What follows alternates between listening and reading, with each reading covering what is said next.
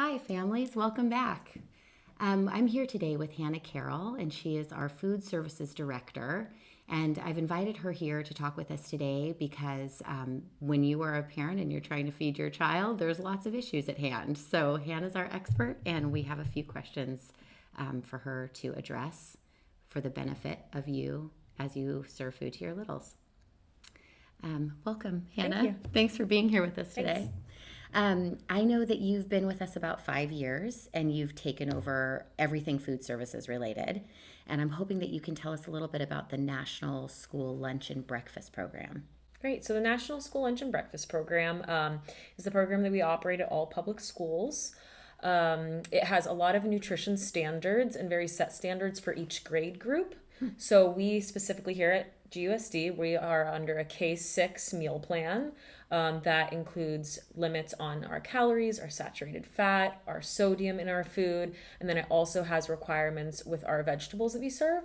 We have vegetable subgroups is what they call them that we have to serve throughout the week. And the intention behind subgroups is that we have variety on our salad bar because the different colors of vegetables offer different nutrients and different benefits. So all of these rules and regulations are for a really great reason, and it's the best for our kids. And then here specifically in California, we're slightly different from other states in our national school breakfast and lunch program because we have the universal free meals program. So that's a state program where we're able to serve our kids free meals for all of our students in our schools. We're super fortunate for that because there are many, many other states that do not have the universal free meals program yet. So they're still charging families for breakfast and for lunch, and they're collecting those meal applications to determine whether or not families need to pay for these meals. Right. So we're super, super, super fortunate that we get to give our kids free food. And that's a new development for us, right? Yes, they signed it in 22-23. Yeah. So it's pretty new. I mean, everybody was eating free during COVID when there was the shutdown of schools and we were trying to reintroduce students back to school. But that was all under pandemic waivers. That wasn't the universal free meals program at that time. So those waivers expired once all the students came back to school fully and we were getting away from social distancing. But I think all from that, we realized the importance of school food. Right. Yeah. So that's when, I think the states started to realize it's beneficial for kids to have access to free food. It evens the playing field. Right. So let's make this a real thing. And California was the first state to do so. Right. There are a few other states behind us now that have joined in the universal free meals, but under 10 of our states in the country. Really? Yeah. That's shocking. I know, it is shocking. But you see more coming. They're I just slow do. to I adopt. see more coming. I hope so. And I'm proud that we're in the state that was the first because my goal right now is to gather as much data and feedback from parents, teachers, principals, as many people as possible and our students to figure out, is this helpful or not? Because that's the information that we think that other states need to know in order to, push this forward and get it through legislation. Right. And if we had a family who wanted to give you feedback, how would they go about that? They can do it through email. They can always call me. We do surveys. We also are participating in a study actually within the state right now at 3 of our schools. Cool. And they're doing parent surveys. And it's all studies on Universal Free Meals program and the impact that it's had. That's fantastic. Yeah, so hopefully we get good results from it. Yeah. Okay. I have so many questions. Now I'm like weeding out which ones I want to ask you. So I know that when school lets out in the summer, kids still need to eat in the summer. So I'm wondering if you can talk us through how our students can access food in the summer. Sure. So summer is so fun. I actually love summer food service program. And the reason I love it is because it's just a more relaxed atmosphere. The kids are just, riding their bikes to come get food, or maybe they're at Summer Thrive and they're having fun with their friends and, school's out. We have fun at that time of the year. So there's a bunch of feeding sites throughout town, both in Goleta and Santa Barbara. And that's when we usually team up as a district with our fellow districts and our community members, like the Food Bank and Santa Barbara Unified School District and the United Way, Boys and Girls Club, to make sure that there are locations in town where our families can access food.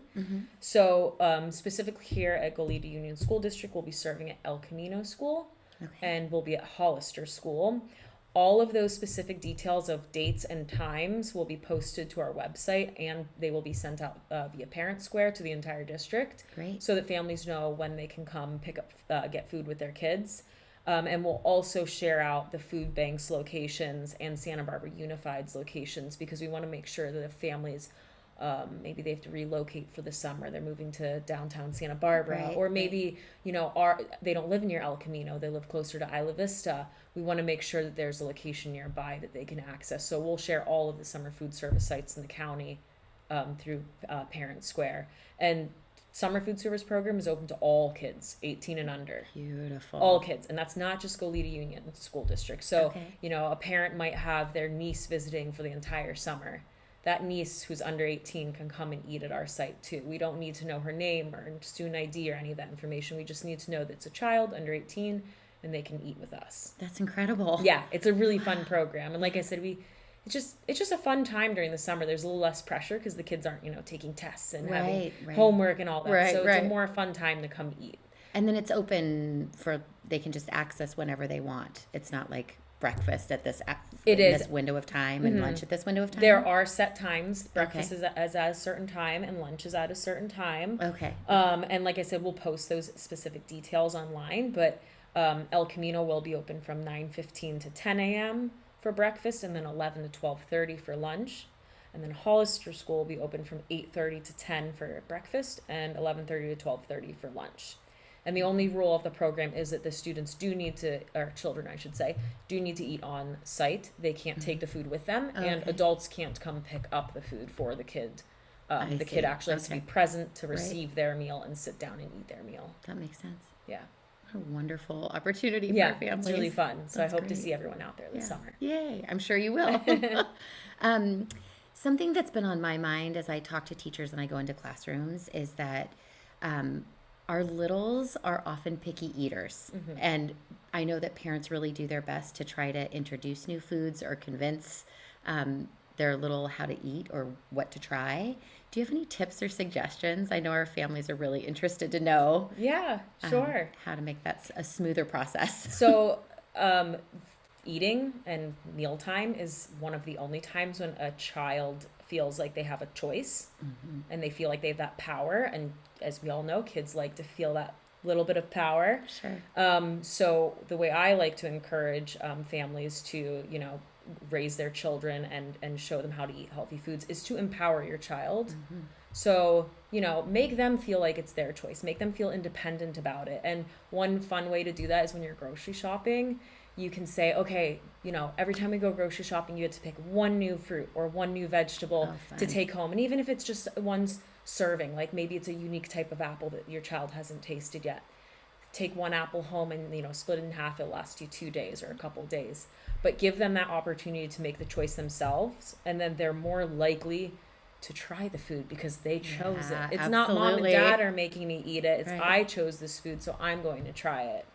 That's a great tip. Yeah, so just get them involved in the kitchen, prepping the food, washing the food, cutting the food, obviously in a safe manner, and then picking things at the grocery store that are healthy, and in the produce aisle helps encourage them and makes them feel empowered that they're making that choice themselves. Because the more you try to force the foods on the child rather than give them the opportunity to try it, the more they might become resistant to it. Right. So even just like the way you're using your language to encourage a child to try new food on their plate, rather than saying, you have to eat your broccoli. Right. You could say, why don't you give your broccoli a try? Right. And then if they say no way, I'm not trying broccoli today. I told you yesterday, I'm telling you today, I'm not trying it.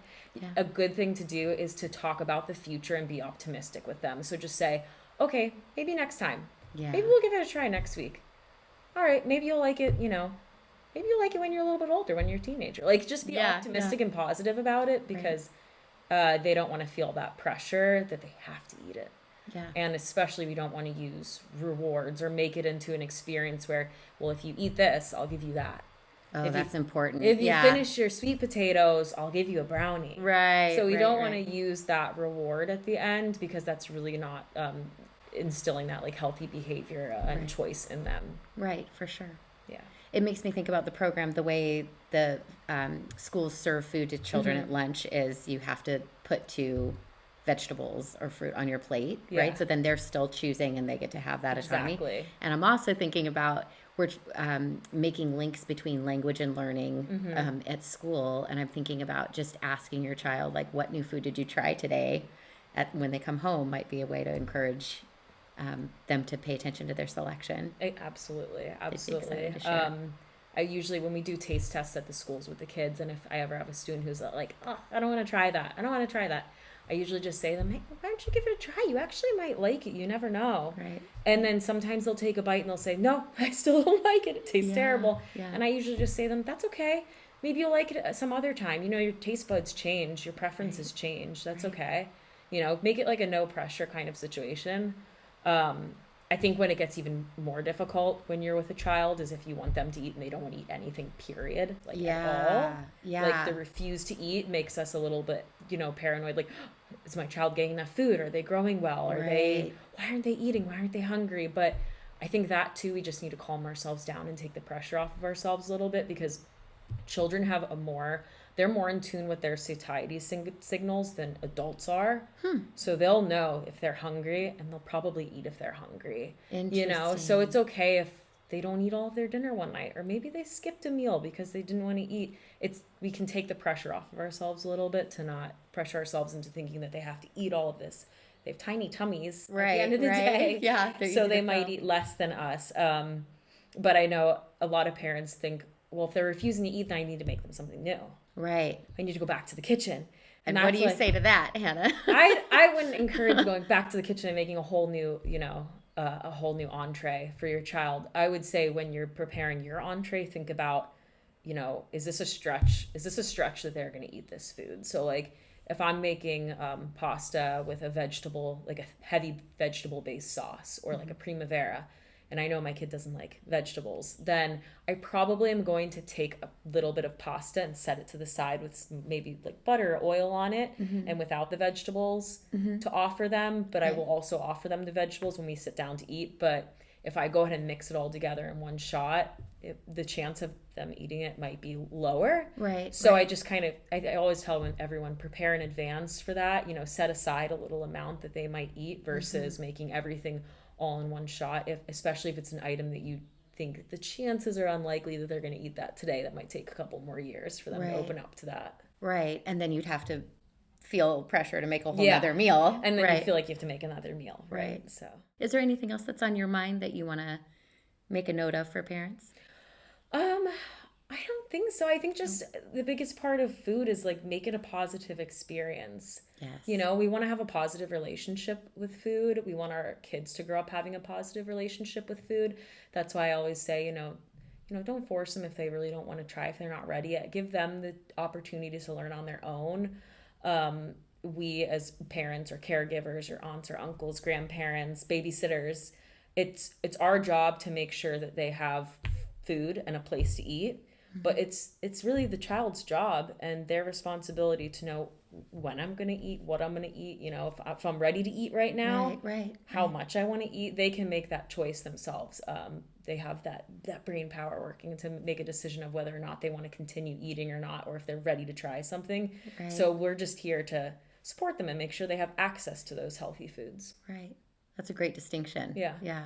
They're the ones inside their own bodies. They are. They're in their bodies. Only they know, hey, I'm full, or I don't like the taste of this. So we're just here to remember. Encourage them. Yeah, absolutely. Thank you so much for joining us. Thank you. I appreciate talking to you.